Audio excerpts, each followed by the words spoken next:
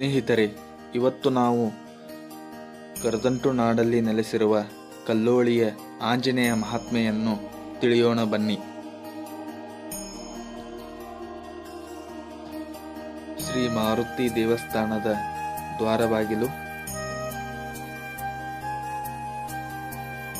ಈ ದೇವಸ್ಥಾನದ ಒಳಗೆ ಪ್ರವೇಶಿಸುವ ಭಕ್ತಾದಿಗಳು ಇಲ್ಲಿ ತಲೆಬಾಗಿ ದೇವಸ್ಥಾನದ ಒಳಗೆ ಹೋಗಬೇಕು.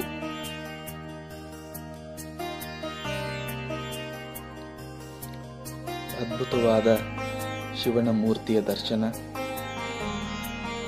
ಹಿರಿಯರು ತಲೆಬಾಗಿ ಹೋಗುತ್ತಿದ್ದಾರೆ. ಗೋಕಾಕ್ ನಗರದಿಂದ ಈ ಆಂಜನೇಯ ಕ್ಷೇತ್ರವು ಕೇವಲ 12 ಕಿಲೋಮೀಟರ್ ಅಂತರದಲ್ಲಿ ಶ್ರೀ ಕಲ್ಲೋಳಿ ಗ್ರಾಮದಲ್ಲಿ ಇರುತ್ತದೆ.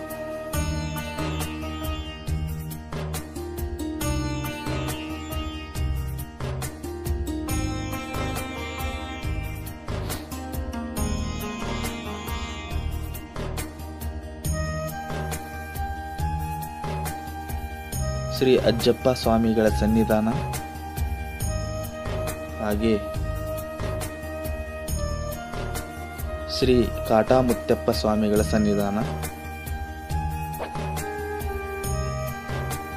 ಸ್ನೇಹಿತರೆ, ಸುಮಾರು 500 ವರ್ಷಗಳ ಇತಿಹಾಸವಿರುವ ಈ ಆಂಜನೇಯನಿಗೆ ದಿನನಿತ್ಯ 2 ಸಲ ಪೂಜೆ ನಡೆಯುತ್ತದೆ. ಈ ಆಂಜನೇಯ ದರ್ಶನಕ್ಕೆ ನಾನಾ ಕಡೆಯಿಂದ ಭಕ್ತಾದಿಗಳು ಆಗಮಿಸುತ್ತಾರೆ.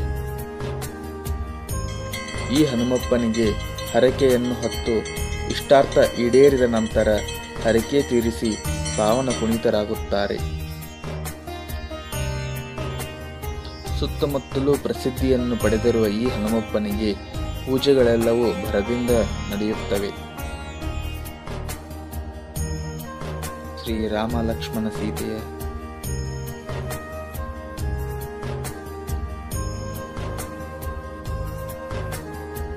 ದೇವಸ್ಥಾನದ ಒಳಗಿರುವ ಅದ್ಭುತವಾದ ದೃಶ್ಯವಿದು.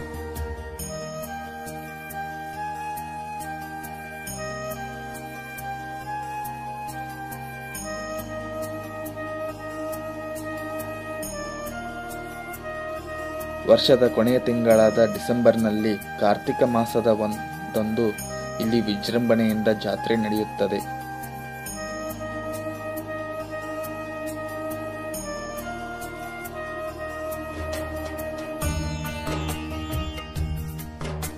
ಇಷ್ಟಾರ್ಥ ಈಡೇರಿಸುವ ಈ ಹನುಮಪ್ಪನ ಇತಿಹಾಸವನ್ನು ತಿಳಿದುಕೊಂಡು ಬರೋಣ ಬನ್ನಿ. ಕಲ್ಲೋಳಿ ಹನುಮಪ್ಪನಿಗೂ ಹಾಗೂ ಮಹಾರಾಷ್ಟ್ರದ ರಾಜ್ಯಕ್ಕೂ ಒಂದು ಇತಿಹಾಸವಿದೆ. ಅದೇನೆಂದರೆ, ಮಹಾರಾಷ್ಟ್ರದ ಗುರು ಶ್ರೀ ರಾಮದಾಸರು ತಿರುಪತಿಯಿಂದ ಹನುಮಪ್ಪನ ಮೂರ್ತಿಯನ್ನು ಮಹಾರಾಷ್ಟ್ರದ ಕಡೆಗೆ ತೆಗೆದುಕೊಂಡು ಹೋಗುವಾಗ ರಾತ್ರಿ ವೇಳೆ ಕಲ್ಲೋಳಿ ಊರಲ್ಲಿ ತಂಗುವ ಸಮಯ ಬಂದೊದಗಿತ್ತು. ಮರುದಿನ ಮೂರ್ತಿಯನ್ನು ತೆಗೆದುಕೊಂಡು ಹೋದರಾಯಿತು ಎಂದು ಅಲ್ಲಿಯೇ ಅವತ್ತಿನ ರಾತ್ರಿಯನ್ನು ಕಳೆದರು. ಮರುದಿನ ಹನುಮಪ್ಪನ ಮೂರ್ತಿಯನ್ನು ಅಲ್ಲಿಂದ ತೆಗೆಯುವಾಗ ಎಷ್ಟೇ ಪ್ರಯತ್ನ ಪಟ್ಟರೂ ಅದು ಒಂದಿಂಚೂ ಅಲುಗದೆ ಅಲ್ಲೇ ನೆಲೆಯಾಗಿತ್ತು. ಆ ಹನುಮಪ್ಪನ ಮೂರ್ತಿಯನ್ನು ಎತ್ತಲು ಎಷ್ಟೇ ಪ್ರಯತ್ನಿಸಿದರೂ ಅದು ಒಂದಿಂಚೂ ಕದಲೇ ಇಲ್ಲ.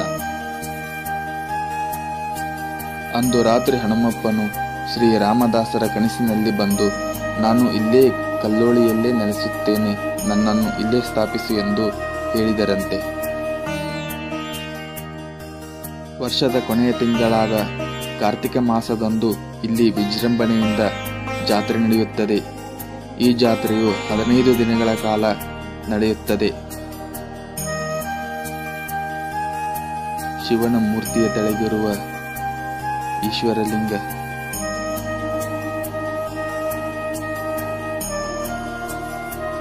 ಇಲ್ಲಿ ಬಂದಂತ ಭಕ್ತಾದಿಗಳು ಹರಕೆಯ ದಾರವನ್ನು ಕಟ್ಟಿ ಹರಕೆಯನ್ನು ತೀರಿಸುತ್ತಾರೆ.